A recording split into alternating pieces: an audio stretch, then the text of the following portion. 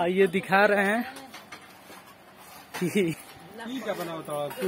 कि कैसे हम लोगों का कहाँ पे खाना खा रहे हैं, कैसे व्यवस्था बना है। तो आइए आप लोगों को हम दिखा रहे हैं। देखिए हमारी दादी जी हैं जो हमारी टीम का सेवा करती हैं और इन्होंने भी खाना बनाया है। ये हम लोगों का खाना है और ये हमारी इस कॉमेडी की एक्टर हैं जो बहुत ही अच्छा रोल खाना रेडी है, बस हम लोग खाने वाले हैं। हाँ, कुछ देर में हम लोग अब खाना खाएंगे क्योंकि 3 बज चुका है, अभी तक हम लोग खाना नहीं खाए हैं। बहुत परिश्रम के बाद ये हम लोग का वीडियो बन चुका है, थोड़ा सा सीन बाकी है तो हम लोग खा करके उसको पूरा करेंगे। तो आप लोग देखिए हमारी दादी जी हैं, खाना बनाई है और बना करके अपना परोस रही भी है खाना।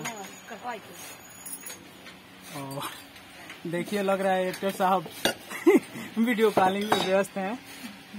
हाँ, मैं भी बिजी हूँ। हाँ, तो आप लोग एंजॉय करते रहिए इसी तरह से और हमारे ऊपर प्यार दुलार, हमारी टीम के ऊपर प्यार दुलार बनाए रखिए ताकि हम लोग बाय ताकि आप लोगों के बीच में हम नए वीडियो ला सकें।